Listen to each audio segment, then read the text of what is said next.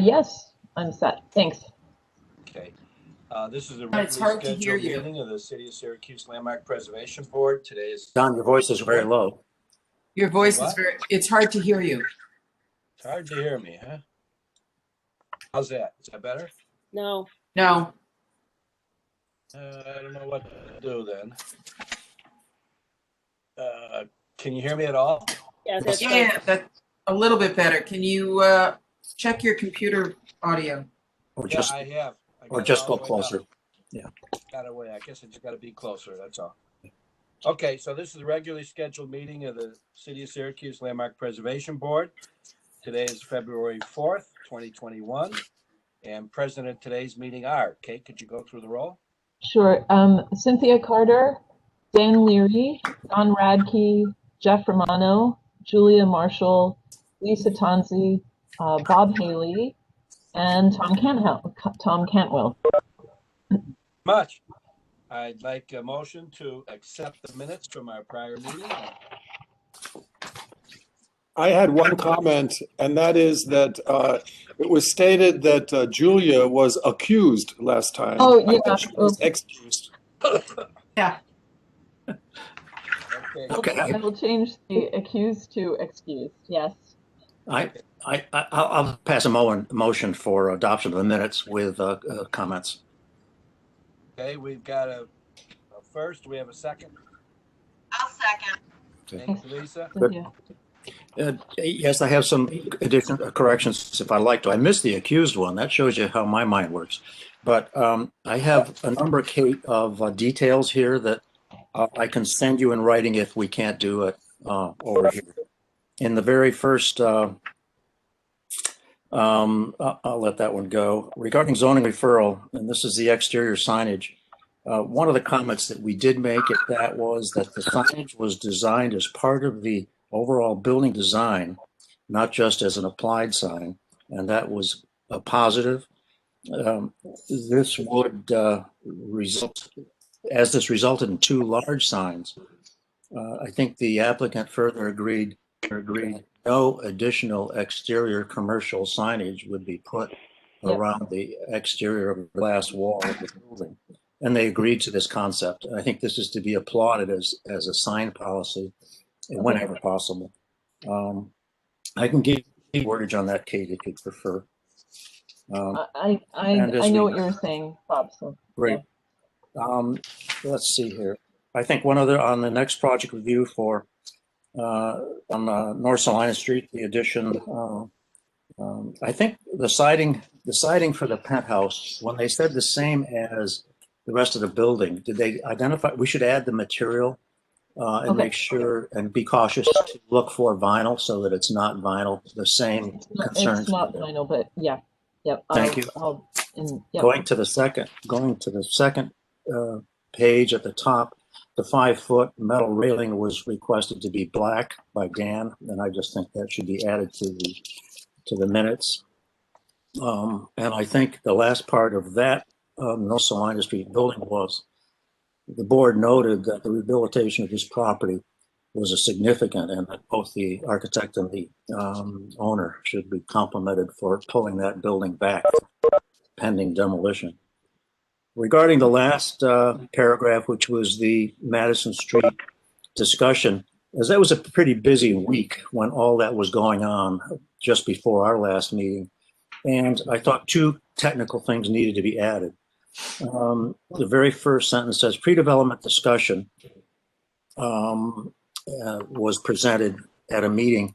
And I think the date of that preliminary meeting with a subset of the board should be added. The date of the group of four that met that Don shared, so that date's clear, and which plan they were reviewing, because the plans were, and I think it was the 8-story scheme. And both of those items, I think, need to be stated, because as the minutes go on, the minutes, or the scheme of a reduced height was then presented, I think, in the 1231 drawings, which showed a building of 1 story less. And it should be added in that one sentence. He also noted that the top floors, this is the owner, noted that the top floors setback would reduce the massing of the building at the street frontage. I think should be added at the street frontage by setting those walls back slightly on the top floor. That's a big change in the street impact, which is what's of concern in context.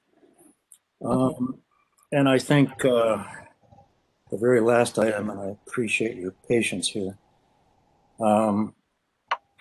Let's see here. I think towards the very end, it says, he also noted that the impact of the surrounding historic assets had not been discussed.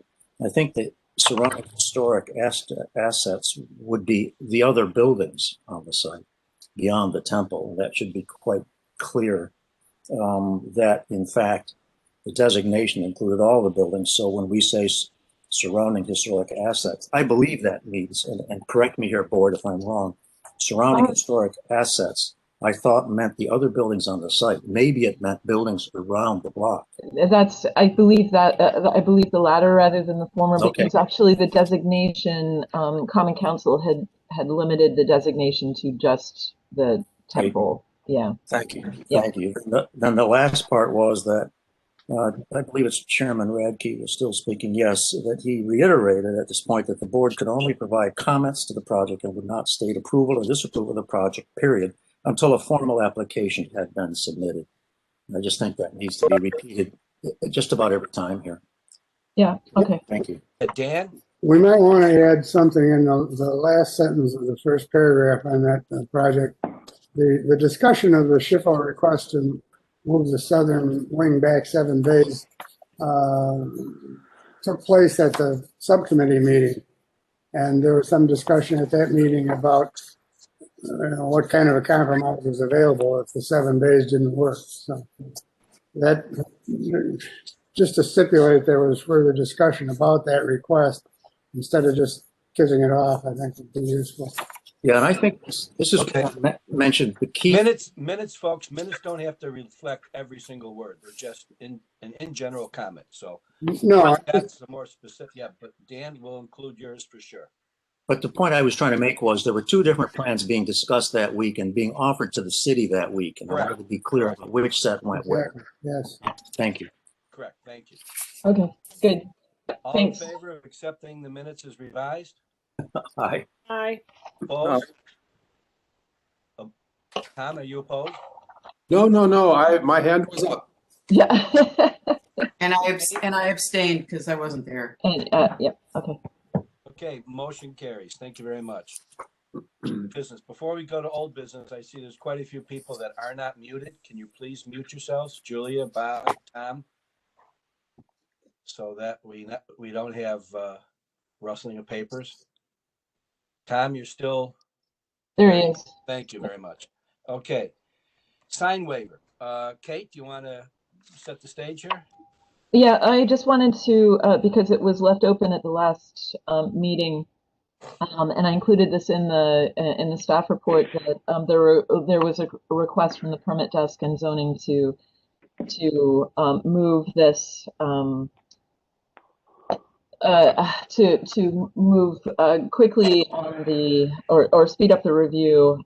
They needed a decision prior to this meeting on that or not a decision, a recommendation on the signage for Salt City Market. So I got back to or they sent along the renderings that you'll see in your packet, and I referred those back to Bob and to Lisa, and to Don, who've been sort of the most vocal about their questions about the signage. And based on their comments, I sent in our comments, on behalf of the board, I sent in comments in favor of approving the signage as proposed. So I just wanted to let everyone know the signage is actually not up yet, but I walked by there the other day. But that is what happened with that particular project. So Okay, so we have our comments in and they've been accepted, and yep, that's good. Terrific. Yep. Thank you. Moving on. New business, CA-21-01 506 West Onondaga Street. I believe the applicant is here. Ed? Yes, thank you. The floor is yours. Oh, okay. I'm going to attempt to share my screens. And let's see. Hopefully, everyone will be able to see what I got going here.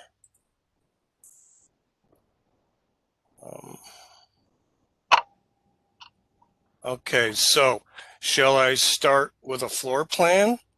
Like an overall, just to talk about the project in general, just to Yeah, just get people up to why speed. don't you give an overview Okay.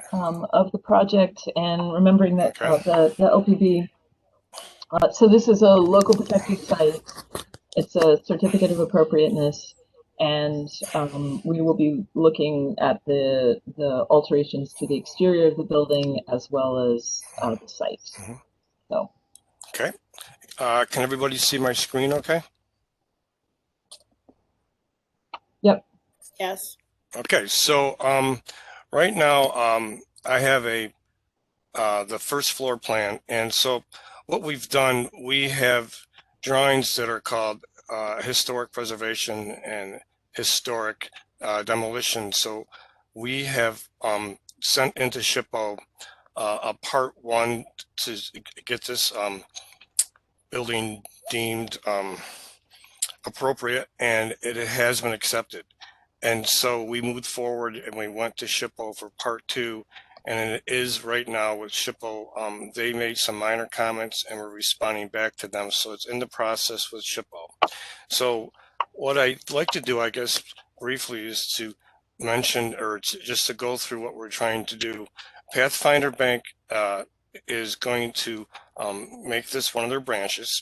So we had to make this building, we wanted to keep the historic fabric as much as we possibly could and still make a functioning bank of this property. And one of the things we had to do is put a ramp in because the first floor is about maybe 3 feet off grade.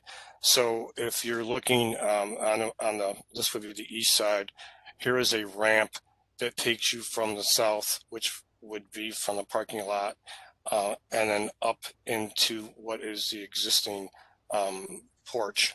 And then people walking from Onondaga Street will be coming up this main stair. So maybe I should go to a site plan. Let me start with a site plan. Yeah, that's a good idea. Yeah, maybe that way I can have a real overall if I can get to a site plan here. Oh, let's see. Unfortunately, I can't have all of these on at once. One moment, please.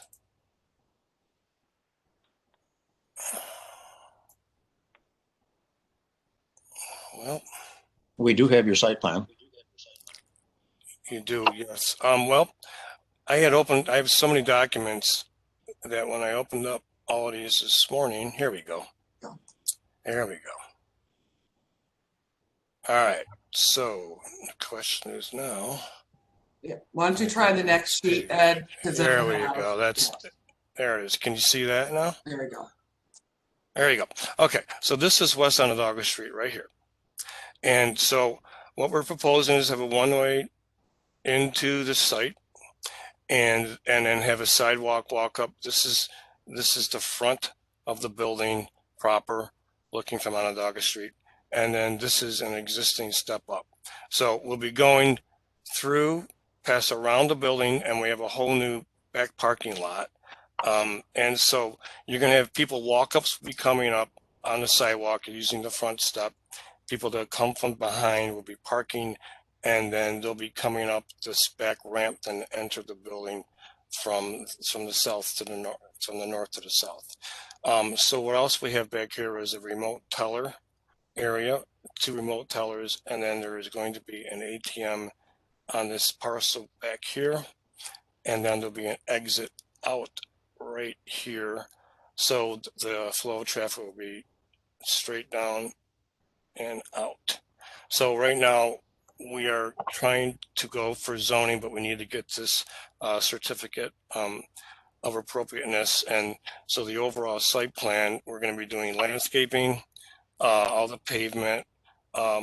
We are going to have a sign on the pole. There's an existing pole here. We're going to reuse that pole. We're not going to have a sign on the building. The canopy in the back, there's a canopy over the remote teller that'll have the Pathfinder logo on that. So as far as Pathfinder signage, it'll be fairly limited. There'll be a nice sign on the pole basically here. So the main gist of the building is going to be, we're not sure how many walk-ups, but probably most people will be driving and then walking up from behind. So Terry, do you want to add anything more on the overall site before I talk about the building more? Sure. Why don't you go to the next page? I think it'll have, look for something that has the landscaping on it. Yes. Okay, down there. Okay. So we are proposing additional landscaping to the front of the building and a buffer along the edge with Walgreens. There's a Walgreens is right next door. Walgreens is right here. Yep. And then the Spa 500 is on the other side. So and then we're proposing a sidewalk along the edge of the parking spaces so people can walk in without having to walk on the drive lane. We're proposing new lights as well. There'll be some parking lot lighting. And if we keep going to the back end, we'll see some additional trees. We're proposing some landscaping and that curved island that separates it from that large parking lot in the back. And I don't know, that's on Other Commons LLC is the owner. So they have granted us easements to cross through that property, and they have been filed with the county as well. So, and that's going to be landscape. So we're proposing a lot of landscaping, which will break up that big parking lot in the back and make it more attractive, you know, for the area and provide more screening as well. And then at the Slocum exit, there are 2 trees, and at the pre-development meeting that was spoken that we needed to save those, and we're able to get a curb cut in between those 2 trees. So those will be protected. And again, we're adding more landscaping in that area as well. There's a quick question. Is there any fencing in this project? And might you go over that? Any fencing they needed? No, we're not doing any fencing. There's no fencing proposed. Thank you. We're also, the Pathfinder likes to be community oriented and good neighbors. So they are working with the Spa 500 to provide them an exit for the few cars that might need it every so often to exit out on Slocum, because as you know, exiting out of West Onondaga can be challenging, especially if you're taking a left-hand turn. So Pathfinder and, you know, being a good neighbor, you know, wants to work with them in the city to make that happen. And I think that's all. And okay, a little bit about the stormwater really quick. Right now, all this property was part of Green Infrastructure Fund grant years ago. So that's all porous asphalt in there. So we'll be replacing any disturbed asphalt with new porous asphalt. And those dark areas are areas where we need to replace the porous asphalt. Could you discuss the site lighting, including low? Out of my mouth. Pardon me? You took the words right out of my mouth. Okay, so I think it's been updated since Ed's thing. We have on this center island that separates the drive-through from the parking lot. There's only going to be 2 pole lights. This drawing shows 3 because there's going to be some some lighting on the canopy. So there's 2 pole lights here. And then as you go down and exit, there's 1, 2, 3, 4 pole lights. And I don't think there's any major lighting on the APM. And the reason for the level of lighting, there's a federal or state code on how much lighting is required for an ATM. Right. So we need those poles in order to do that and not create these big spreads that goes onto adjacent properties. I think there's some pole lights on the Walgreens property as well. I don't know if they're showing up on this plan, but. Do you have And the information building, in go terms ahead. of pole lights? Sorry. Pardon me? Do you have information and a picture of what the pole light and the height of the pole is going to be? I can get that. We have photometrics of that. And I do have that information. I just don't have that available. I don't think Ed has a copy of it on his computer. So. You know, I did get something from Mr. Cunningham. It was like an 80-page packet that I could, yes, we could get you what it is. I don't have access to it right on my computer right now. Yeah, But I think it'd be we also important to have- know the height of the pole and Yep. what kind of lamp you're putting on. There's a generic detail. I don't think I have anything more to add to that. So I don't know if there's anything you need to say. Well, we have lights right now proposed on the building, wall packs, the LEDs, and so I don't know if they're not shown on your drawing, but they're shown on the photometric drawing. Do you have the photometric drawing as part of your set right here? I don't think you do. We can get you the photometric drawing easily. So we need to have the building have some lighting, and the light fixtures also need to be vandal proof. So that's what we're proposing right now. So we don't want anything near the building to be on a low pole or something, because it would get vandalized. So that's what we're proposing. On your drawing, as Jeff was trying to say, there is a detail for the light pole base, and it's saying 20 feet max to the height of the light. And I'm just wondering if that's appropriate in terms of the height. Seems rather high. It's on L 3.1. 3.1. Right in the middle. Light pole base.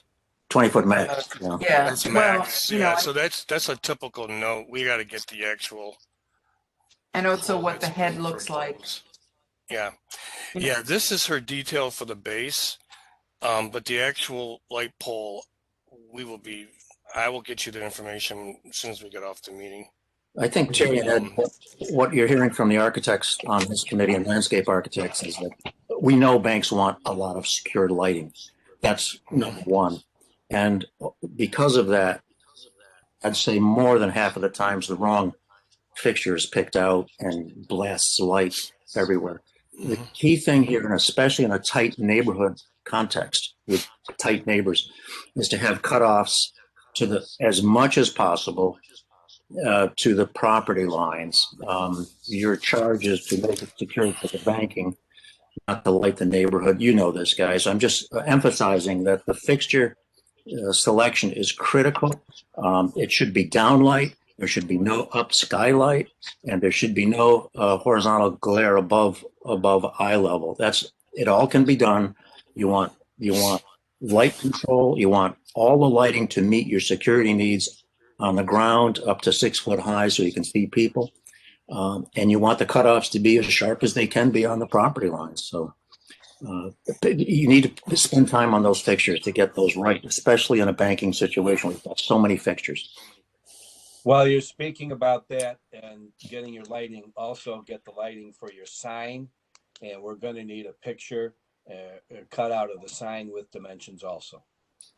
There is a cutout there, Don. There's an illustration. Yeah, we actually sent a picture of, and then it had been modified actually yesterday. I don't have a PDF of it. It'll be similar to what we've shown. It's a double sign illuminated. But the newest thing we want to do is, instead of just using the pole that's there, we wanted to put a masonry structure around, plaster basically around the pole to give it more depth and to make it fit more in with the masonry of the building instead of just a steel pole. So unfortunately, I don't have a PDF of that right now. I sent I sent the image yesterday to Kate. As soon as I get a PDF, I could We have I don't think I can get the image on the screen. We have Okay, it. well, just make sure that it gets into Kate. Yes, I definitely will. We have, The basic sign probably be like 5 by 8, something like that, in that size range there. And there's nothing on the building. We're not putting any signage on the building. Right. So we're trying And to add keep to the it fairly site simple. lighting questions, I think we should also have some indication of the method of lighting control, whether they'll be on all the time, whether they'll cut back to semi-intensity, whatever it is, and what controls it. So we know what the regulation of lighting intensity is. Sure, we can get you all that information. and Ed, No back to your problem. comment about the sign. The sign we did get in our packet shows a single pole, probably 4 to 5 inches square, probably 5 or 6 inches square, with an 8-foot wide by 4-foot high Pathfinder sign. And I would recommend that the pole sign is very simple and is not trying to compete with the house, which is the feature. I would not recommend, I mean, I think you should consider this further and not consider putting a brick masonry pier to replicate the house. I would go with simple, almost as what you sent to us, Really? Okay. a minimal approach. The rest of the board needs to comment on this, not just me. Thank you. I understand. I hear what you're saying, because I know when it comes to historic, we try not to match or do anything to be the same as the building. We want to be something other than the building. So I understand that comment.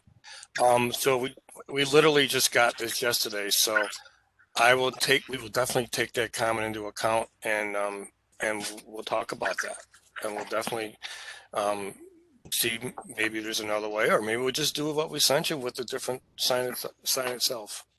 Okay, just keep us informed. Keep us in the loop. Yes. So I don't know if Jim Dowd is on this call or not, but so Jim is the Pathfinder Bank representative. So we'll talk immediately after the meeting about this, and then we'll get back to you on that. So I don't know if there's any other slight issues. Let me just go through a couple minor things that we're doing. We're putting a new sidewalk in here to go to the main step up. There used to be a little step here. We're getting rid of those. We're putting a new window in. We're not even sure why that was there.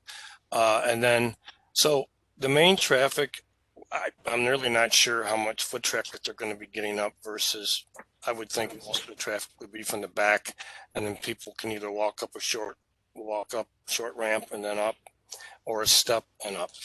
So I think that's kind of it for the site. I could probably go to the building unless anybody wants to talk about anything more on the site. I just have one question. Will the remote bank teller, you've got the poles and you mentioned that there will be 2 light poles there. Will the actual structure have lighting on it? Yeah, I'm going to show you. Here's what we're proposing, and this is the remote teller canopy in the back. So this is an open mesh screen, and that's like a steel logo. But the top of the canopy is a polycarbonate glazing, so it's kind of like we're going to uplight that, pucks in the frame, and downlight so that people could see the tellers themselves. So it'll be illuminated, but it'll be very up and down, and it's more of a glow than anything else. So it should be very non-obtrusive. And that will be in your photometric plan. Yes, right. Okay. So they're basically puck LED lights in the actual frame itself. This is being manufactured by a company called Dual Guard, and this is kind of their thing, and it'll be a nice glow, so it should be nice. And that's what we're proposing. Okay. Thank you. Quick question about the signage, Ed. Sure. Yes. As it's proposed at the horizontal, did you guys look at doing it as a vertical sign? And would that work for the bank's logo? I'm just going to go mute. No, I mean, basically the only you mean the pole sign? Yes, the pole sign, correct. No, we had a signage consultant company did a couple. You saw the 2 first go arounds. I attached that. and then Pathfinder did another one. That's as far as that's basically it. We were just trying to get a feel for the sign, but as far as I don't think we have. It was basically the signs that we've shown, because we were trying to utilize the existing pole that was there and trying to keep it as small as we could, but we have not. We could look into it, but we haven't anything more than what you're seeing. Yeah, if you could, I think seeing it on a vertical rather than a horizontal might be a little less obtrusive pertaining to blocking any sight lines going to the building. Okay, we'll take into account. Let's move on to the structure. Okay, sure. Let me start with. Which structure do you refer to, Don? The building.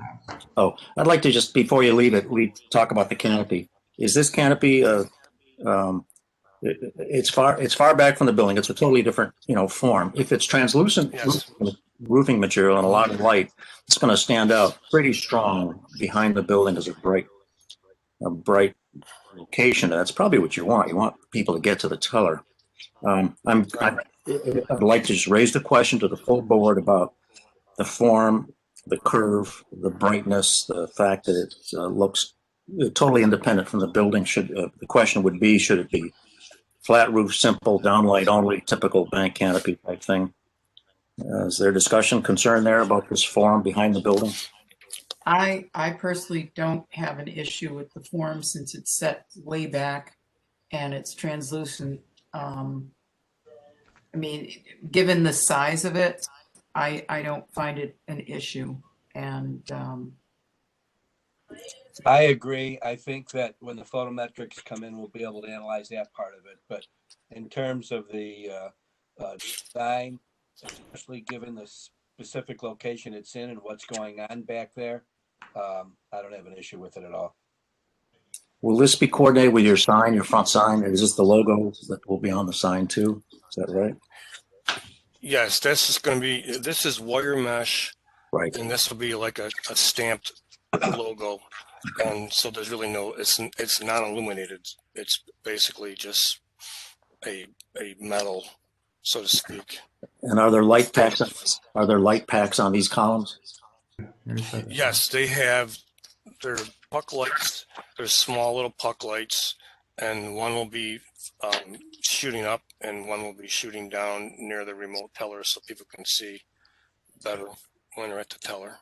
They're like one by one small little puck lights. So it'll give you enough light to be able to see properly. And so we work with SHPO a little bit too, as far as they didn't have a problem with. We're trying not to match anything of the building. They don't really want us to. So we went through this a couple of times, and everybody seems to be fine with the shape. And Pathfinder liked it, and so this is where we're at. So I think that's the correct approach. Yeah, and I think your signage could follow this theme, or materials. The signage could follow this vocabulary and not be different from it also. I mean, what I mean by that is simple poles. Yeah, I hear. Yeah, that's. Thank you. Okay. Thank you. Okay. So I'm gonna put the floor plan up real quick just to show you what's going on with the floor plan, and then we'll move to the outside. I'll kind of just whip around this pretty fast. So we talked about most of the people will probably be coming from that parking lot. So there's a little half step up for anyone who's not handicapped. They can come up this little half step up, take you about halfway up the ramp, and then they take the walk up the back of the ramp. And then this is the other half of the ramp for people in wheelchairs. So it's a full ramp up. It's almost 3 feet. So what we're doing and plan wise for restoration of this building is the original. If you looked at what's there now, they have enclosed the whole porch is enclosed. This whole line right here is all enclosed. And this back porch has all been enclosed. So we went back into the original fabric. We're going to open up the porches to make it look more like the original building itself. So now when you walk up these stone steps, we'll have some of the original porch taken or back to what it used to be. And then we made a smaller enclosure for the vestibule to go into the main building. And the back porch to the south, it's now all enclosed. We're going to open it all up to what it used to be. So it'll be a non-usable porch for the public. It'll be now an open porch. And then the other thing, so when you walk in the building, we're trying to leave most of the areas, the main chambers the same. So the main banking area will be, these are all the existing walls, all shown white. So what we're doing is we're going to open up just one wall here to put the two tellers, the teller area behind it. So when someone comes in, the main banking area will be right here. And then these are just offices. That's a larger office there. This is an office. This is an office with a bathroom, a toilet room, and we are putting a new elevator in. You don't really need it by code, but it's more for convenience for patrons or for the personnel that works there to go from the basement level up the attic into the second floor. And behind here is the remote teller station, so the people, there'll be two tellers so they can have interaction with the remote teller. The existing back stair will be totally renovated. And so basically we're trying to keep the existing floor plan is true to what it always was, with very little disruption. There were a few doors that don't meet handicapped accessibility. These are the ones shown with the 180-degree swings, and the rest of the doors will be they're only 32 inches or 30 inches, I believe, something like that. So all the windows will all be restored with internal storms. All the it's mostly lath and plaster in here, so it'll be just mostly paint. We have some light fixtures that'll be renovated, and then we'll have to have new light fixtures. The wood flooring will all be renovated. So that's kind of it in a nutshell as far as the first floor plan, and the second floor plan is mainly just offices with a break room on the second floor. So just so you get a feel for, we're trying to keep this structure, the fabric of it, the best we can, and SHPO really, they were fine with what we're doing. Right now we're trying to explain to them this opening and how this works, and this is really, this whole back area is where most of the work happens here. So unless somebody has any comments, I could start on the exterior if you'd like. What's the second floor going to be used for? It's mostly offices. I can probably pull it up 1 second here. That's okay. No, I can. Excuse me. Let's go to the exterior. The interior use of the building is not in our jurisdiction, and we do have time limit here. So if you could just please. Sure, no problem. Okay. So just go right to the exterior. Here we go. So this is the exterior view looking west. This is the new ramp that we're putting in here. So basically the exterior masonry right now, the veneer masonry is in pretty good shape. So it's going to be clean, repointed. All the windows are all going to be, like I mentioned, they're going to be all restored. You have some really nice stained glass here. We have some nice stained glass up here. Unfortunately, we had a fire, and the firemen took all these windows out in the attic, so we're going to have to reconstruct those from scratch. This is where all the stonework that we have needs to be cleaned, and some of the stonework and the steps need to be repointed and put back in its original shape. A lot of the eaves need work. They'll all be restored and repainted.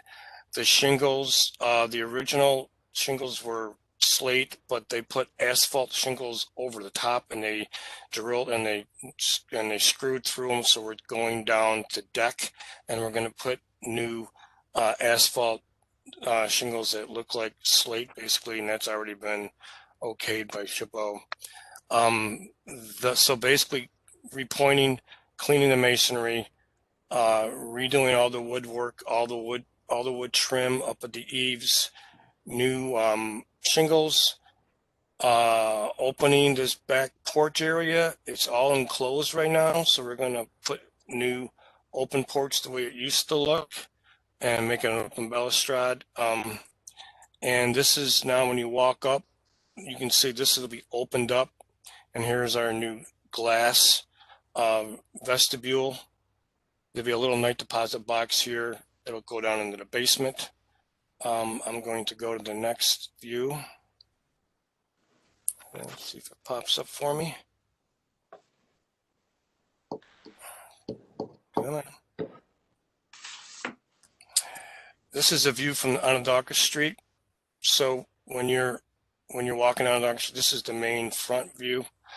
All this decorative, it's wood basically, and this will all be restored. All the windows will be restored. The masonry. This is the front step. That's all stone. That'll all be restored. And then you're going to be looking at what is glass enclosure now for the vestibule. Is that some glass, great work? may I ask, at that glass enclosure, that's entire one pane of glass? Yes. You're going to be required to have some sort of decal on it. So I'm just throwing that out there because for the size of the glass, it's going to be a requirement. So that's actually, I think, part of, depends on how you do it in terms of signage. Sure. Anyone We'll want look at to that. jump in? Yeah, because it's one large piece of glass and the regulations in terms of the distance from the door. Yeah, I know they have certain ways to do that. Yes, we'll definitely do that. Okay, let us know what that is. Right, because that's Okay. sometimes that's considered part of signage because people use their Oh, logos. really? Oh. Yeah, so I just throw it out there for comment because it's a large pane of glass, and for safety, you've got to put something up there. Yeah. I know as far as our signages requirement, we have like 150 square feet of signage as far as zoning is concerned. We're not even kind of close to that right now. So, but I will definitely take into account. They'll probably, I'll look into what they, the normal circles that they probably have. I doubt we'll make it into like a logo or anything. But Okay. It might it might even be worth considering a horizontal rail height break. I went through, yeah, we went through that with, and I had the same opinion off the bat, but the person, Bob Gardner, was really behind a lot of this historic, and he was trying to keep the Openness. to be openness for the fabric, and that's exactly why it's shown the way it is. And so that's why it's like that, to try to make it look like it used to. I understand that and I don't disagree, but safety might be another consideration. Another question I have on this elevation, are the bay window roofs and the porch roofs the same as the main roof? Asphalt shingles looking like slate? Oh, no, I'm sorry. Yes, this is metal. These are off the bay windows, so that'll be right now we're trying to restore it, and depending on how bad it is when they take the shingles off, we have a product to restore it if we can. And if they find that it gets totally destroyed, then we're going to put metal back up, copper. What kind of metal is it? We believe it's copper. But so we'll try to restore it. It just depends once they get in there if they can or not. So yes, there is a little bit of copper. There's also a Yankee gutter at the top. That's Restore a Yankee gutter. What are you doing about that detail? I was going to ask you that. That was my question. I mean, are you trying to keep the Yankee gutter, or are you going to metal flash over it and then try and solve your ice shield up all the way up? What are you doing there? We're going to keep the Yankee gutter and put new metal on it, and then put an ice and water shield up from that. Terrific. And shingle it. Yeah. And are the downspouts in the Yankee gutter interior? They're not shown. Exterior. We have 2 exterior downspouts. Let me go back to the original one. They're on the east and the west. For some reason, it just doesn't want to just open up. Why? Come on. There we go. Right now, there's a Yankee downspout right here, or there's a downspout right here on that side, and the same on the other side. And that's where most of there's some really bad damage here on the eaves that we'll have to repair because of that. But we're going to put those back into play, and then they'll come out and be attached to the storm. So we're going to do 2 of those, 1 on each side, just like it was before. There used to be an interior system inside the building. We're not going to use that anymore. Thank you. This is a view from the looking south from the north. This is the original. This is not what we're going to do with that open porch. So this is all enclosed right now. So we're going to make that a porch to go right back to what the building used to look like. It'll be, there's no way you can get to it from the public. You can only get to it from inside. And basically, and there's the ramp up. So it's the same as the front. We're going to restore all the masonry, restore all the eaves, all the stained glass, all the stonework, and and clean it and take it right back to what it used to look like. There's some grading, metal grading that'll be redone. We have to put a remote tellers on the grade here to go into the building to the basement for all the underground work. Let me see. The only one left is the west side. Did I do that? Here we go. No, it's the east. You don't have it. I think that's kind of it. I mean, unless you guys want to get into more details, that's where we're at. Well, first of all, Excuse me. First of all, we want to compliment you and NBT Bank for taking this project on. It's terrific, and Pathfinder. Yeah. Yeah, Definitely. keeping it as a functioning entity in the community is a terrific thing. So I think that needs to be said. Terrific set of drawings too. Thank you. Thank for the you. thoroughness. Yeah. Oh, thank you very much. We worked hard on it, and yeah, and I think it's like Bob Gardner. We like to say this is a jewel, and we're basically trying to, Absolutely. So if I'm reading the board correctly, what we're looking for is your final decision detail on the sign material, whether you're doing a base or not, so we can examine that, as well as the lighting plan. I don't think there's anything else that has been requested. I'm still questioning the side porch with all that glass. Yeah, we'll want a detailed plan on what you decide to do that. Thank you, Julia. Yeah, because it appears to be a very modern detail on the house, and I appreciate it staying quite open. Just I'd like them to revisit that slightly. Okay. we can. I do know that Chippo is they're very tough as far as fabric and things, and so we've been kind of working through with them too. And right now I think that's kind of what they like. So the question would be, how can we make it legal as far as being visual, make sure it's not a safety problem, and still appease them too, Yeah. No, and I appreciate that. I think, just simply at the lower level, the rail of the door matching on the rail of the glass might even help it, because it feels, I appreciate that you want to make it look like an open porch, but it's not an open porch. It has structure. And taking the glass all the way down to the deck, and I'm assuming you're using a very thin profile frame. That would actually just help. Right. And I know I'm going to suggest at this point, if in fact this fits in your time schedule, if we could leave this application open until our next meeting, and hopefully you can have that, the details that we've requested. Well, is there a way to work? This is just an open question. Zoning apparently won't allow us to send an application in until a certificate of appropriateness is given to them.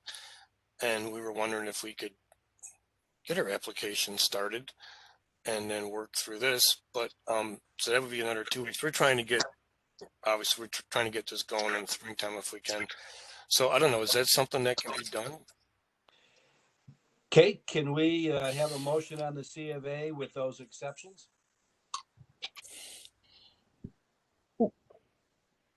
let's see. I think it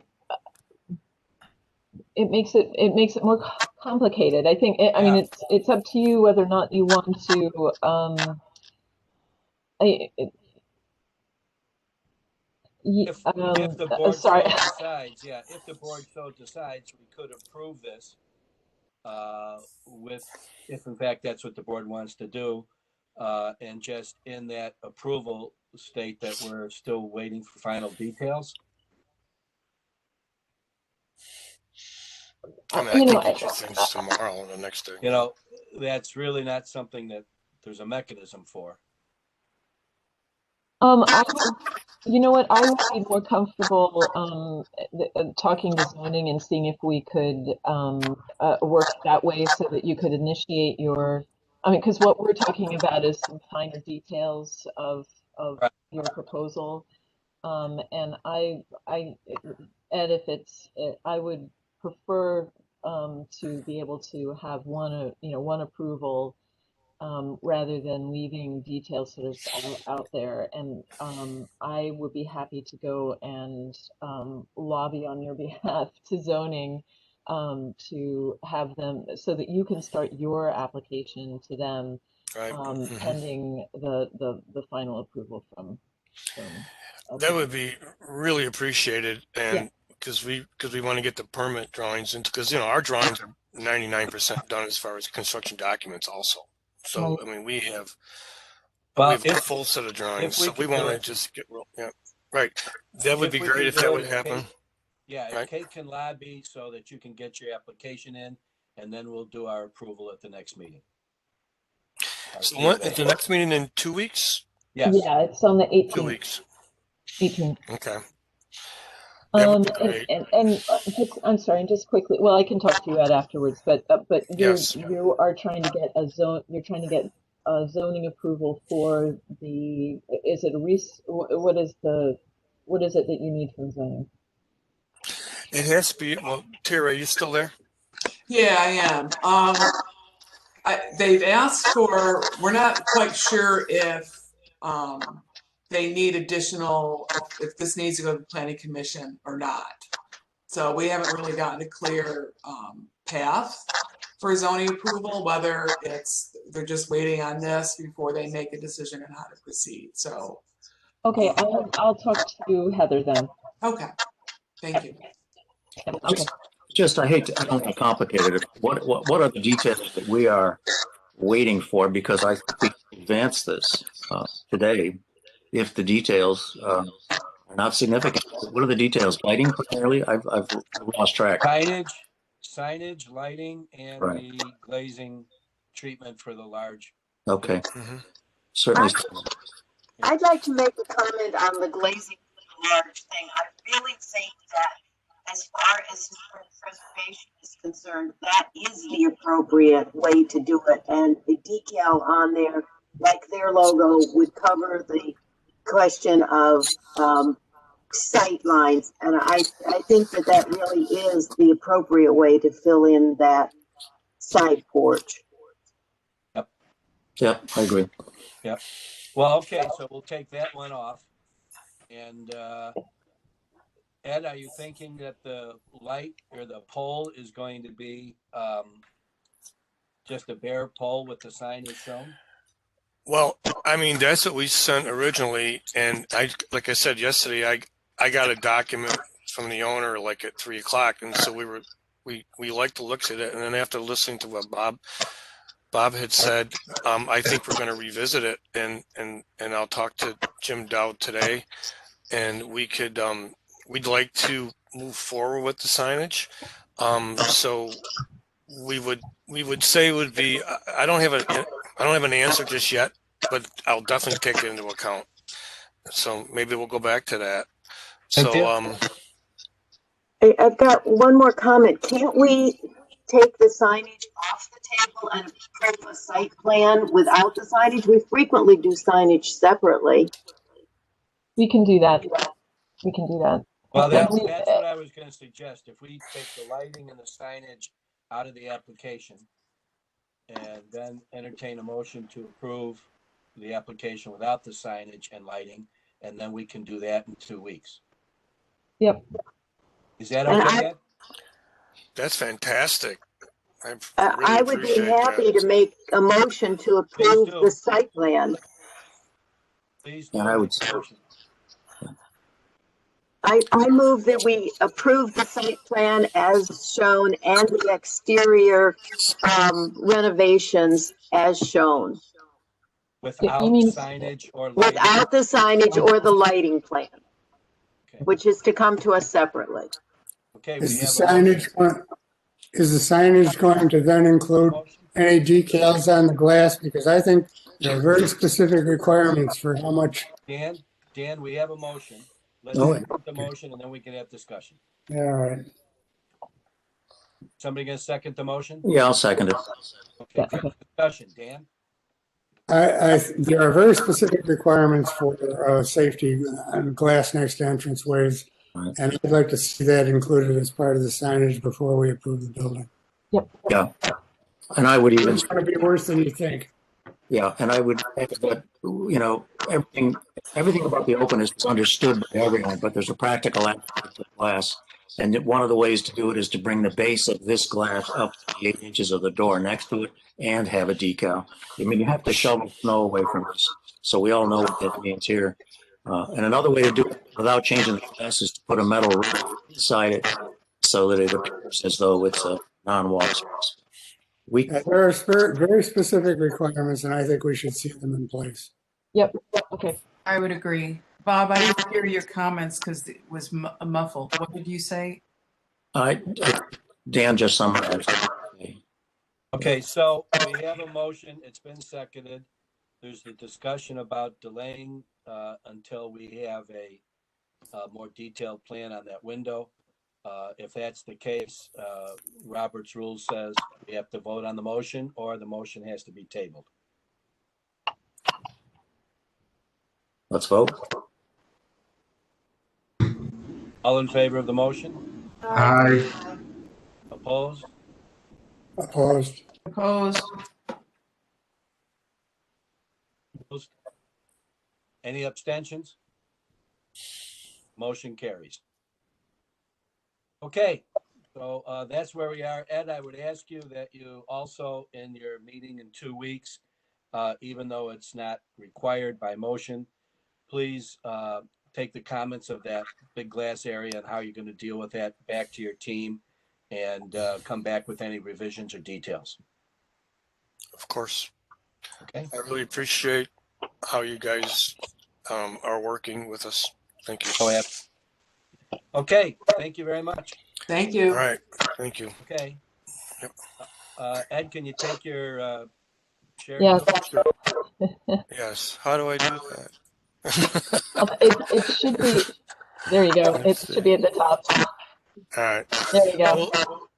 Well, do you guys do meeting notes or? Yes. Is that how? Okay. All right. Well, thanks a lot, and we'll see you in a couple weeks. Okay, thank you very much. All right. Yep. Okay, moving forward.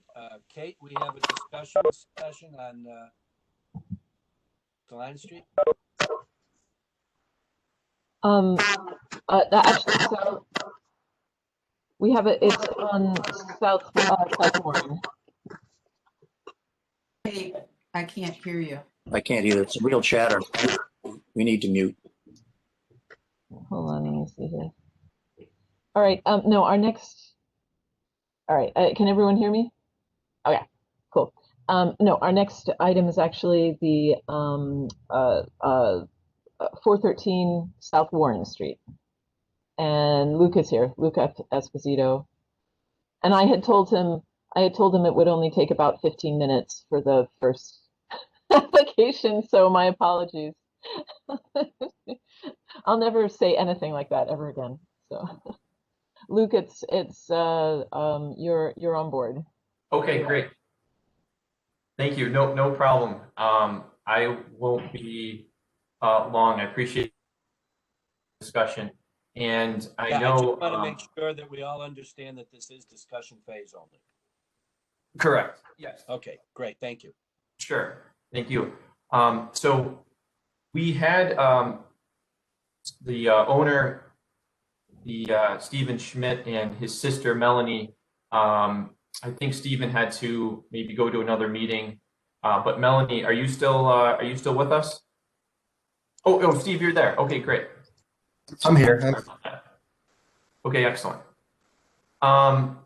So what we're trying to discuss, and again, we appreciate the opportunity, is we were at a point in this project in the very beginning where we had kind of a fork in the road when it came to the what we're doing with the exterior. The architects presented two historical photos from two different eras, I guess, and I wanted to again kind of bring this up because the path that this has taken after we removed the front, demoed, abated the flooring, and got into the project a little bit more, and did some general layout, it seemed as though there might be an opportunity to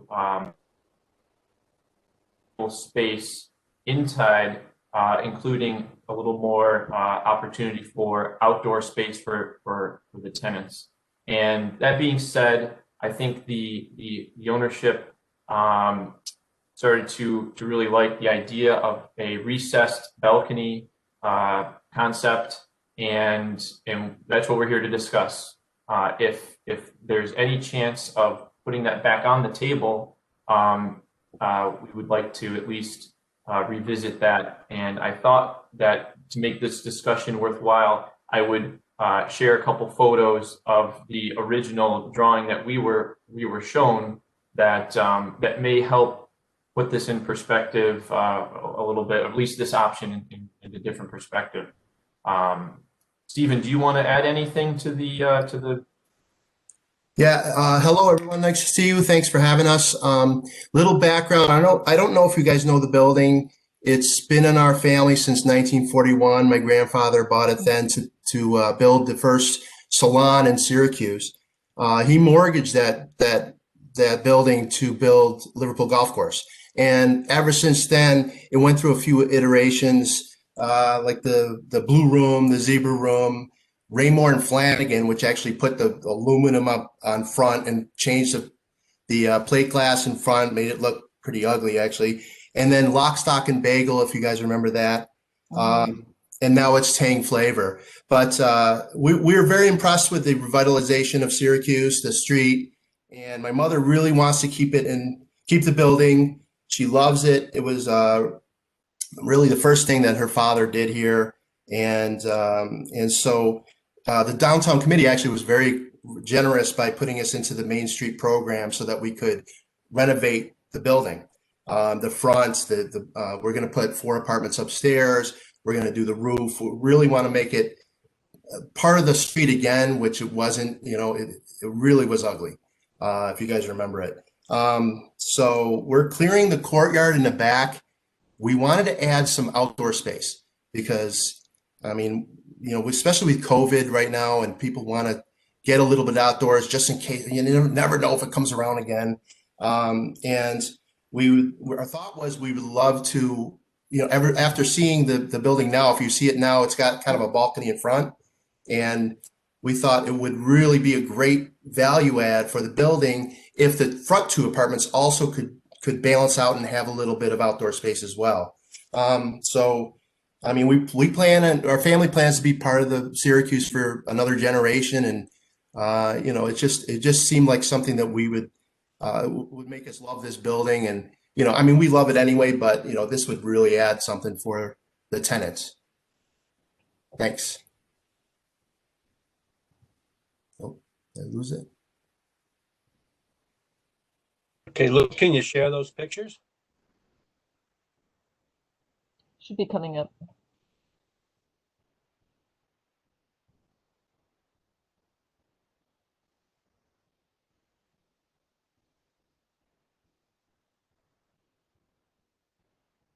Huh.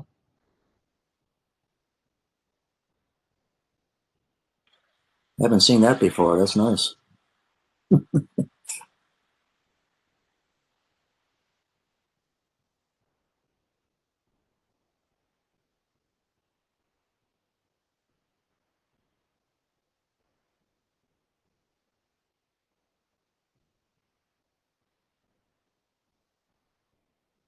Luke, if you're talking, we can't hear you. You're muted.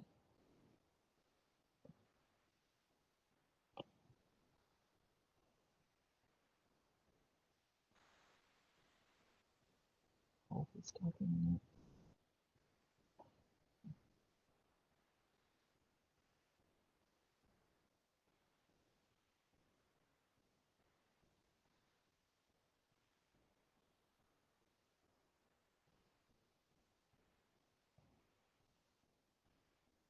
Okay, apologize. I didn't unmute myself before I shared the screen, so Right. apologize, guys. Okay. So you did see that first rendering. Let me see if I can bring that.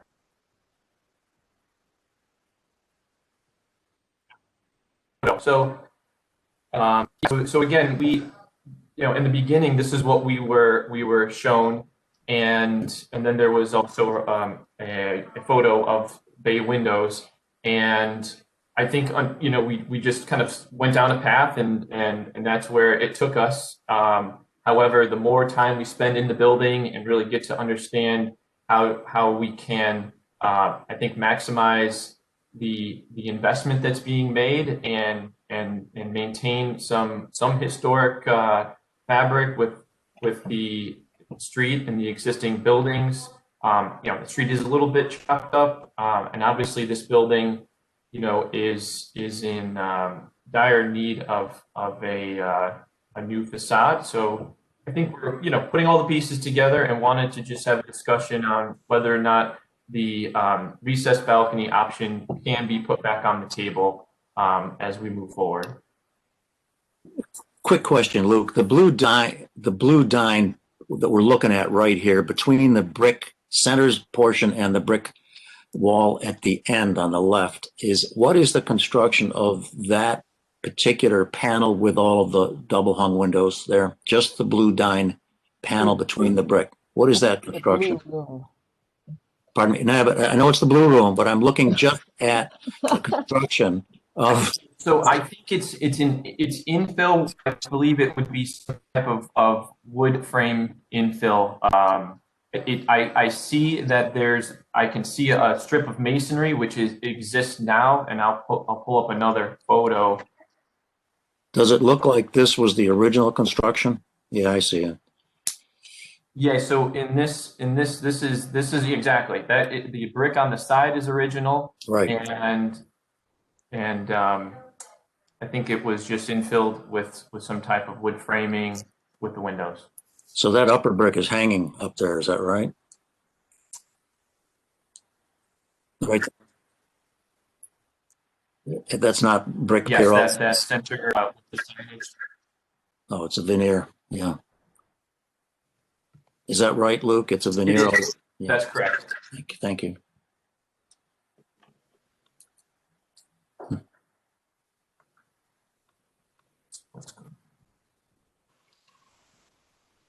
Okay, and you also talked about something in the rear also?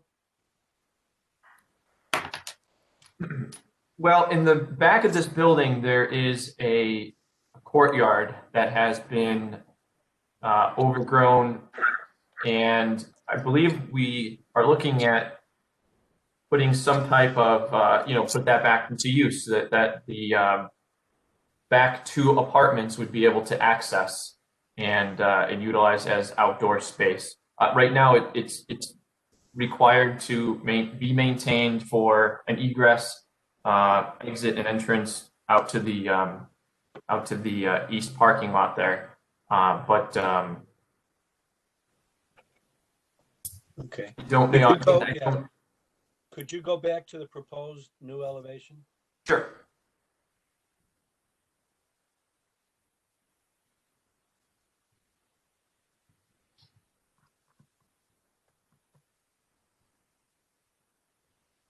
Okay, since this is discussion phase, I'd like the board to give their reaction.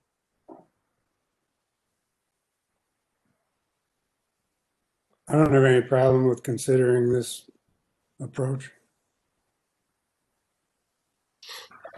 I would like to know where are we in terms of historic review because of the lack of any, there's so much original material that's been lost.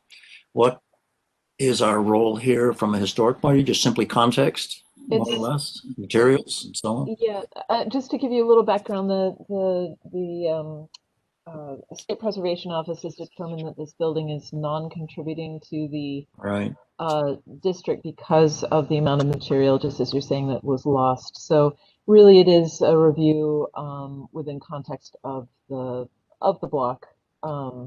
Yeah. Fits in with the rest of the district. Yeah. Then my quick analysis is that from a simply an architectural creative point of view, I think the balcony concept has benefits. It's not a part of the existing street context, nor apartments in upstate New York. It's a wonderful kind of streetscape for Louisiana. I'm not against it, as it's that it doesn't have precedent. I think it's a creative idea to make those apartments part of the streetscape in a more appropriate and more enjoyable way. So I think I had sent in some notes that I thought that the two bay windows that had projected out above were part of the previous scheme, that had precedent in a photograph of a previous scheme, which I think is correct. And I'm always looking for what the origin in here is. So again, I'm not against this, but it doesn't have precedent. That's kind of where I am on it. I agree with Bob on that. Can you put up the original photo once more? Or is it possible to see it side by side? Yeah, that one. Is this the original building's primary first state? Was this the original? From looking at comparing the two pictures, just by the vehicles that were in front, this seems to be an older picture. But Yes. Yeah, is that correct, Steve? Do you know that? that's a 40s car. Yeah. You know what? I don't know when this one was. I really don't. I just know that when my grandfather bought it, it's in the paper as having the bay up on front. But this one could be older than that. Yeah. I think it is. Now go back to what you're proposing, if you wouldn't mind.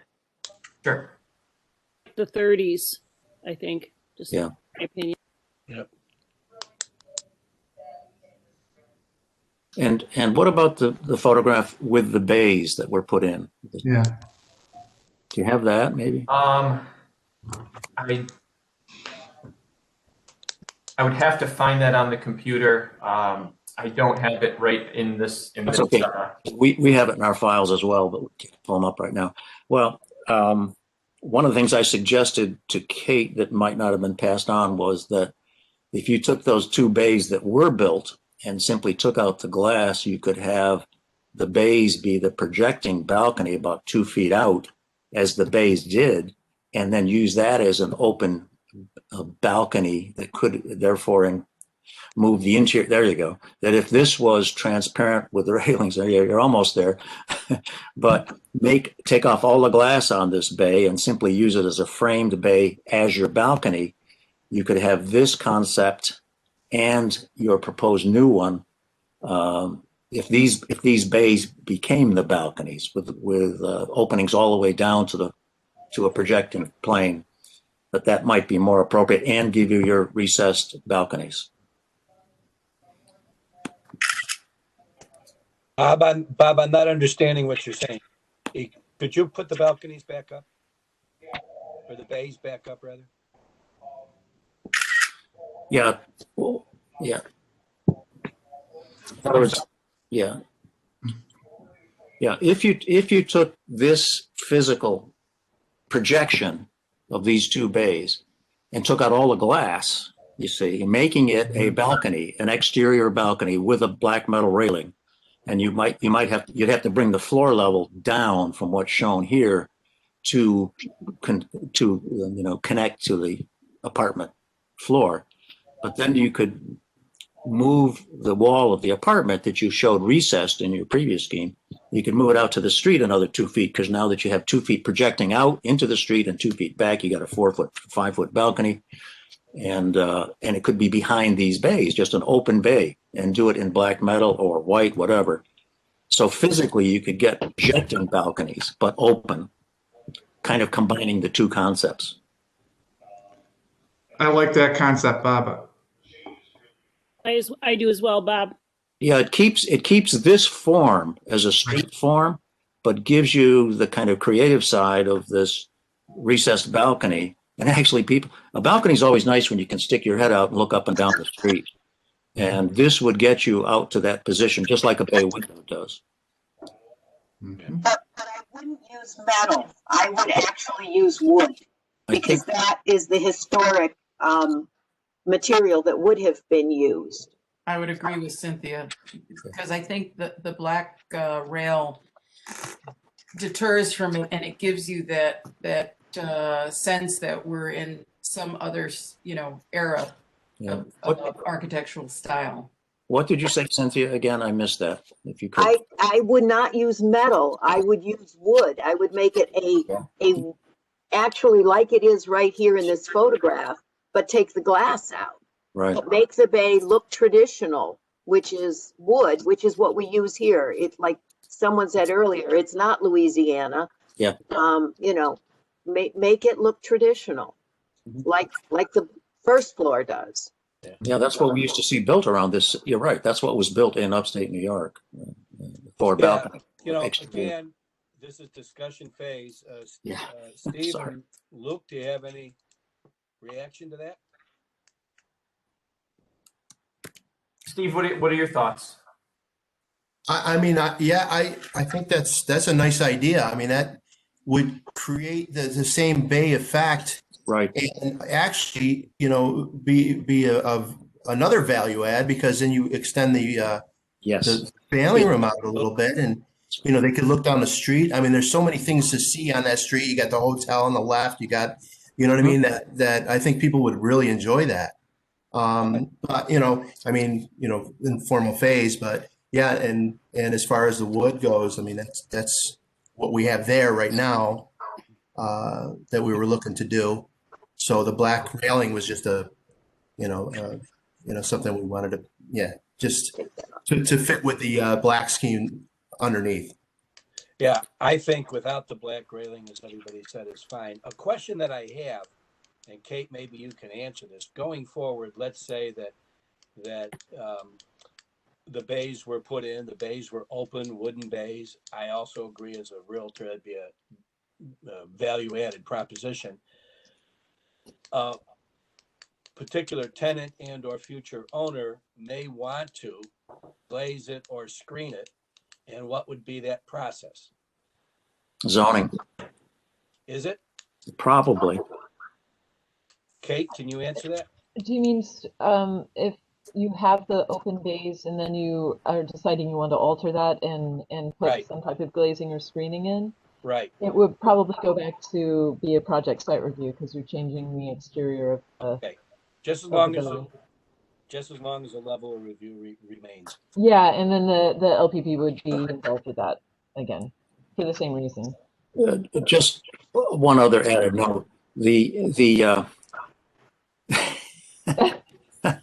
So who did that, Tom? So I don't know if I'm catching the concept. So would that be that the glazing would be gone? Would there be? You're picking up. Point, or would this? Yes. Where we're seeing Luke, the cantilevered floor. We didn't hear you very well, Luke. My question is, what we're discussing would be to remove the glazing in its entirety. Yes, let me try and describe this. I think the first thing is you have to find out where the floor plane is, bring that out as the balcony. So that's going to lower this bay under bottom of this bay down to the head of the first floor. And then, my point here is that this floor is where the floor is based on this drawing. I think this is more like a window seat than a floor, unless Luke can affirm that the bottom of this bay is the floor. No, it's a window seat, like you mentioned. Right. So this whole bay would have to drop down, you're going to have to do a new proposal with a bay. And yes, the glass would be gone. It would be an open bay framed in wood with the same eyebrow coming out, and the floor line would have to go down to cover some of that tenant sign, which can be happening in the glass below. You have to just simply redo the scheme showing a projection with wood painted white, and the whole bay has to be dropped down enough to coordinate with the floor plan, which also has to be waterproofed and drained. And I think that would be the biggest concern that I have, would be, right, just making sure that we have an option to manage the water properly. It was the same on your recess scheme. Yeah. How would board members react if in fact what Bob described was done, but in fact it was glazed and it was interior space with operable windows? I thought the same thing, Don. I mean, personally, I think bay windows are beautiful. They allow a lot of natural light into the apartments. And I think they're much more in keeping with the building in itself. So I like it the way it looks right here, maybe with some functioning windows on the side. Just my opinion. But again, this will have to come to us as a more detailed. But I think from a discussion point of view, Luke and Steve, you get the idea of where the majority of the board is going. And I think the majority of the board, although isn't completely opposed to the balcony, we see this as a better alternative.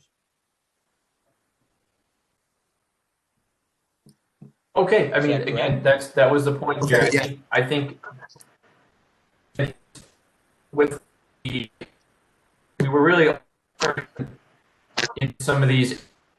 We got in there. We had to remove a staircase until we got up there to understand the scale of these apartments. The point here is to really try to maximize. There are 4 smaller units, and we're just trying to make sure we don't get 3 and 4 months down the road and look back and say, "Oh, I wish we would have brought this to a discussion point with the board." So what we're trying to do is just cover our bases, get your feedback. Truly appreciate the discussion. And Luke, quick question, Luke. That photograph you showed of you on the street looking up at the building, when was that taken and where are you in the process? Could you put that back? There you go. You put that one back. This was a few weeks ago, and we have demoed all of the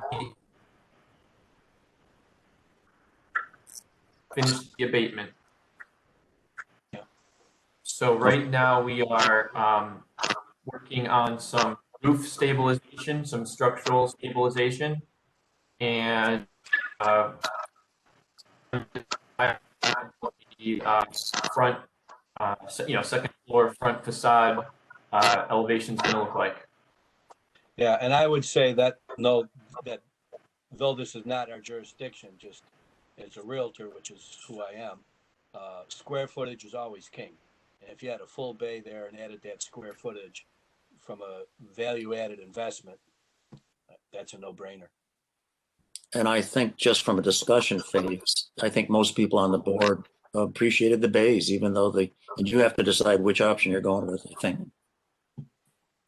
Cynthia, do you have something else you wanted to say? I also have looked at both photos now, and I do believe the bays are the original. And what we saw today of the blue room is a update of the original.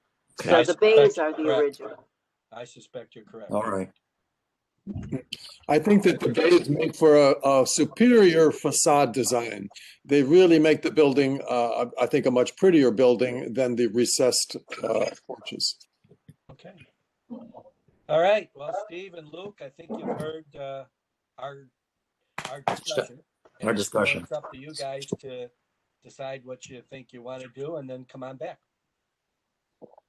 Yeah, thank you very much. Thank you. Yeah, and to clarify too that so when you do decide what you'd like to do, it would be a modification of your project site review. So you'd want to get in touch with Lisa Welch in zoning. Okay. Thank you, guys. Good luck. Thank you very much. Really appreciate your time. Keep pulling. Keep pulling. Thanks, guys. Take care. Have a good day. Stay safe. Okay, thank you very much. Okay, with nothing else, I'll. Oh, yeah. oh, I'm sorry, but I wanted to see if there were any comments from the folks who took the site tour to the Gillette House. I'm sorry. Yeah. I try and summarize my comments really quickly. It was a great tour. It was great to see both the church building interior and the Gillette House. My quick assessment of the Gillette House is that the primary structure, the original buildings, brick walls, and are true without cracking, without failure. The addition on the back is collapsing and is not original. Secondly, the roof line of the original building is amazingly true. What I mean by that is there's no dip in the top of the mansard level for the perimeter of the house, showing that it might have a structural collapse within. The slate tiles there's enough of them there to be enough integrity in the materials of both the window trims, the door trims, the slate tiles on the mansard to give serious consideration to rehabilitation. One real advantage, first, it's a jewel, as Cynthia mentioned, as a two-story mansard, very unique. One of the primary advantages of this building is I think there's enough true integrity of structural soundness. The interior, certainly we've seen from the report that interior columns and framing is in bad shape and needs to be restored. But from the exterior, the brick walls in particular and the basic box of the building look quite sound. Another real advantage of this project, of this building, is it's small, so the recovery dollars and investment would be small for a rehabilitation project, making it a bit unique. That's about it. Could you review for the board the intention of the developer and what their capabilities are? Yeah, well, based on the discussion of a few meetings back, so just before Christmas, our last meeting of the year, they had expressed their intention to demolish, and so I don't know if they were entirely convinced of that, but the purpose of sending people, having a site tour was to just take a look at the Gillette House as well as the church, and get a sense of the condition of the building, at least from the exterior. And if they do come for a demo permit, obviously it will go through a local protected site application process. Hi, Dan. I wasn't on the tour, but I did spend some time on the site, and I totally agree with Bob and would add a couple of other comments. When this came to us originally, it was presented as a project that was going to be an extension of the Strathmore neighborhood. I think that should be deleted from everybody's mind. It has not a damn thing to do with Strathmore. It's a very significant building on West Onondaga Street. It's just as significant on the west end as the Mizpah is on the east end of Onondaga Street. And it's a precious gem that has been allowed to deteriorate and must be restored. And that's our job, to see that it gets restored. Bravo, Dan. Bravo. Amen. I have an update. I would like to give you an update because I've been to the house once again. And the reason I went back was actually to take some photos inside the church. And Margaret is the one who accompanied me. Unfortunately, she tried to go up the ramp and she promptly fell down, which was an unhappy development. What I wanted to tell you was that she repeated the intention or the sincere hope of getting rid of the building. And she said that to me as if she didn't want to say it, but she didn't want to not say it to somebody who's on the board. So I think it's still the intention is to get permission to get rid of that building. I'm convinced that they could redesign the plan for the overall property and keep the house. I just think that she doesn't see that yet. Right. I just add. Go ahead. Jeff. Yeah.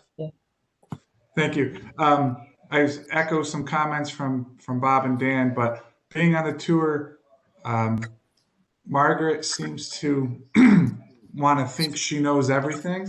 Yep. There's a couple incidences when we were walking around. I made a couple comments to Bob about her interpretations of items within the buildings and how far off she was on them. And Yep. so I don't want to say she doesn't know what she's doing, but I think she feels But she doesn't know what overconfident. she's doing. She feels overconfident in what she knows, and she doesn't really know what she's doing. So I think a little hand-holding and a little better direction with them would better serve the project's overall uniqueness and integrity. And like Bob said, Gillette House, there's no reason to remove that from the streetscape. Yeah. Even if you use the backyard as parking, as it already is, most of that backyard is paved over.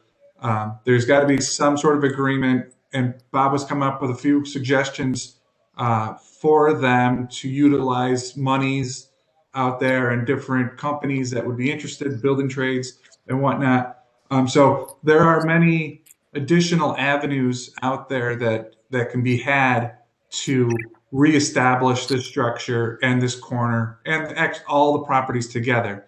I mean, they have a fantastic asset there in the parish house, in the church building, and in the Gillette house. It's a wonderful trio. Early design, 1870s. We don't have much of that in Syracuse that is of high design anymore. They're really sitting on a gem that they need some help professionally, architecturally, to really push them in the right direction. Can I ask a question, Jeff? Greatly, that's great, Jeff. Can I ask a question, guys? Sure. What's our jurisdiction on the stained glass in the church? Well, it's part of the exterior of the building, so it would come under our review. Yeah, it's not. Yeah, where are you going, Lisa, with this? Well, I think it was just so spectacular, not just from a visual standpoint, but from a historical standpoint. It was just overwhelming for me. Yes, And agreed. we did give them some advice on talking to Scott Brennan, but that was, I think a costly endeavor for them. But I think we need to really focus on keeping that as intact as possible, because it is just stunning. Really. And did you all notice that there's no protection? Right. Right. There is no protection. Right. And they need to, I circled back with Margaret to just ask her about the protection, and she said that they had not been able to do anything yet, but they could just put some plywood up and protect the windows from vandalism, because it is actually a miracle that more stones have not been shown through. Same thing, Kate. We're just talking. I was like, how have these windows not been broken? Amazing. Dan? I would remind the board that I think it was on Trinity Church when the stained glass windows came up. We had a presentation from an attorney who compared them to the draperies in the church and felt that they were a part of interior decoration, could be removed. And it was the biggest joke of the year. Thank you. We sent him home. Yeah, the only other thing I want. Tom, next. Oh, Tom. Sorry. Yeah. About the stained glass windows, that is the reason that I went back after our first visit there, because I knew somebody who family gave one of the windows, and Margaret made some comments about the windows. She was positive about the windows. She pointed out that one of the windows was significantly bowed and that probably needed attention, but that otherwise the windows seemed to be in good condition. And there were only a few individual pieces of the stained glass missing, so that overall, as already been said, those windows are still in remarkably good condition. She did not speak negatively about the church or those stained glass windows the way she did about the Gillette house. Okay, I think what we need to do at this point is we can talk this to death. We don't have anything in front of us at this point. So I would suggest, Kate, that you get back to them and just relay that the board, I think it's in its entirety, first of all, relay the process that they'd have to go for, if they go for a demolition permit, let her know what the process is going to be. And the tenor of the board is very much against agreeing with demolition. Let's start there. And it may also be good to mention to them that there may be other potential resources out there that they need to investigate, expertise that they need to bring on board, and go from there. Yep. Yeah, and a couple more points. Everybody's really commented very positively on this. Dan mentioned, and so did Jeff, this importance of this building to the streetscape. This is a significantly unique building in that street, both for the church and for the coffee house next door, aside from its own integrity. Secondly, I've read the structural report. I found it to be true, but uninspired as to what was remaining intact. They talked about the problem scene, not the strengths that are of the walls and the conditions. Exactly. And regarding the windows on the church, and we all were blown away with the primary window, which is called a Victory window of, I think, 1914, 1917, 1919, sorry, a Victory window done after the First World War's loss of life to residents of Syracuse by the Smith family. That Victory window, I did some reading on it, is absolutely incredible. I think one thing, Kate, we might consider doing is recommending and finding funding for the church to do a complete stained glass. Let's stop right there. Let's stop right there. That's not our jurisdiction. Well, that's okay. Wait. I'm not telling us what. Please. Yeah. Go ahead. If in fact, as individuals, we want to reach out and help, that's very appropriate. But let's make sure that we maintain our hat right now on as a landmark preservation board, and understand that this is going to be a difficult situation. This is not an owner that has a lot of money. So they're certainly probably not going to receive the information that Kate's giving to them with a lot of joy. So, yeah, I understand. You know, it's a difficult situation, yet at the same time, as individuals, if you know of resources or can reach out or lend assistance, fine, but not as a member of the board. Okay, John, let me, go ahead, John. I just wanted to reinforce Bob's comment on the structural report. I read it before the original presentation. I asked the applicant what they considered the significant part of the structural report that would require demolition. I didn't get an answer. Correct. I continue to agree. This structural report, I can't argue with it, but it doesn't say tear the building down. Right. Bob? Thanks. John, I appreciate your comment about our jurisdiction. And I granted, I can be aired there. What I was trying to understand is what's our role as a board to try and find and advise applicants what's to their best benefit. In this case, if there's, and you're right, Don, we could do this outside of our board, but in general, we would recommend a full window survey of that church, a stained glass survey. To identify, I photographed. Well, let's stop on the church because the church isn't in the discussion. I know. It's the Gillette House. But I do think that as Kate goes forward and makes comments, I think Jeff said it best. They need more expertise. And that's, I think, where they should start. But again, all we can do is, at this point, make a suggestion because nothing is in front of us. Okay, then Kate, go ahead. Sorry. I was just going to say that I think that what I'm hearing from you, obviously, is giving me enough reason to go and contact neighborhood and business development upstairs and convene a meeting with the folks from neighborhood and business development and the developers to really discuss the whole thing, because they need to move. They need to move forward on their project. The Gillette House is going to slow them up, and so let's get ahead of that and see if we can't come to a good resolution. Yep. Yeah. Jeff? Just one more thing. They should call Pathfinder Bank across the street. Good point. No, very, very good point. No, seriously, and talk with their team. It would be in Pathfinder's interest to help them out. It's in all of theirs interest and our interest for them to have a conversation. I echo that remark, because that seems like a very good path for them to start with. Path right now in the community is a lead in this kind of activity, and they do portfolio lending as opposed to second market lending. So And that could help their brewery. yeah, they could do a lot. All right, great. This is good. Kate, if you need anything else, let us know. Cynthia. Oh. You're muted, Cynthia. You're muted. You're muted, Cynthia.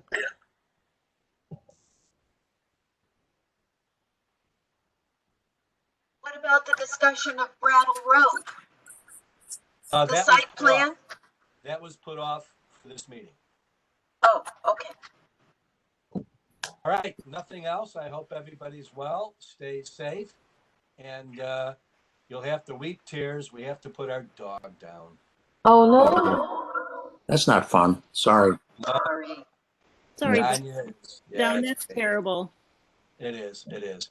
But stay safe, and I'll entertain a meeting to adjourn, or a motion to adjourn.